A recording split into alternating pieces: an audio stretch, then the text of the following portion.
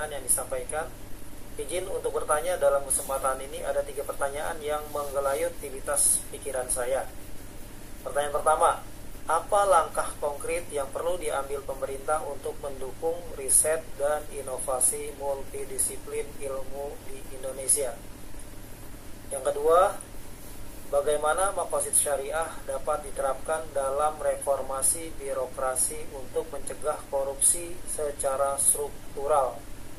Yang ketiga, apa langkah-langkah strategis dapat diambil oleh pendidik PAI untuk mempersiapkan siswa menjadi pemimpin inovatif yang berlandaskan nilai spiritual? Boleh saya bagi pertanyaan ini kepada 3 pembicara. Untuk pertanyaan nomor 3, mohon Mr. Sobri bisa menjawab karena ada kaitannya dengan kepemimpinan inovatif yang tadi sempat Pak Sobri sampaikan. Buat teman-teman yang baru gabung di channel M Sobri TV, silahkan subscribe terlebih dahulu. Terima kasih. Pertanyaan ketiga, maka Pak Sobri, sepertinya Pak Muafiq sudah standby. Maka Pak, mohon penjelasannya. Oke, baik. Terima kasih sebelumnya. Ini kaitannya dengan langkah strategis yang mungkin bisa diambil oleh para pendidik PAI ya untuk mempersiapkan siswa menjadi pemimpin inovatif menuju Indonesia Emas tahun 2045. Setidaknya ada 7 langkah ya strategis. Pertama adalah mengintegrasikan nilai-nilai spiritual. Yang ini sebenarnya tidak hanya tanggung jawab guru PAI, tetapi semua guru ya, bidang apapun itu mestinya harus melakukan integrasi nilai-nilai spiritual ya, seperti kejujuran, tanggung jawab, keadilan ya dalam pembelajaran. Misalkan sebelum belajar dimulai dengan doa terlebih dahulu. Itu kan bisa dilakukan oleh semua pendidik, tidak hanya kewajiban daripada pendidik PAI itu sendiri, karena untuk menciptakan siswa yang religius di masa depan seperti itu. Yang pertama ya, mengintegrasikan nilai-nilai spiritual.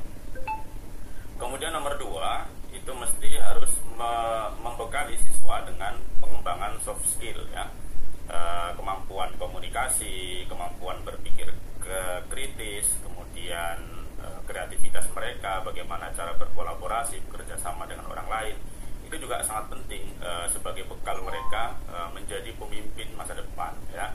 Itu yang nomor 2 tadi, pengembangan soft skill. Kemudian nomor 3, pemanfaatan teknologi. Nah, seperti yang sekarang teknologi yang sekaligus menjadi peluang dan tantangan seperti teknologi AI ini bisa dimanfaatkan tentu saja untuk meningkatkan produktivitas, bahkan bagi kita para dosen, orang tua, juga untuk siswa sekaligus ya. Tapi tetap saja dalam memanfaatkannya harus secara etis ya, beretika. Misalkan mengutip punya orang ya harus dicantumkan sumbernya, tidak boleh mengklaim itu pemikirannya diri sendiri seperti itu. Kemudian nomor 3, setidaknya digalakkan lagi ke pendidikan kepemimpinan ya. Jadi pelatihan-pelatihan kepemimpinan, apa yang mesti disiapkan oleh calon-calon pemimpin masa depan itu harus ditanamkan kembali, termasuk prinsip-prinsip pemimpin dalam Islam, karena ini terkait dengan PAI misalkan. Kemudian agar mereka memiliki inovasi, kreativitas tersendiri ya. Itu berikutnya ya, pendidikan kepemimpinan itu sangat penting, nomor 4.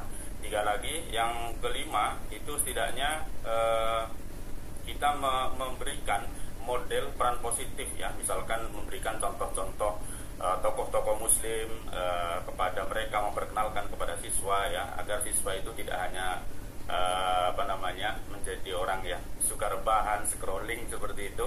Kita sebagai dosen misalkan itu juga menjadi konten kreator ya, tetapi yang menyajikan narasi-narasi yang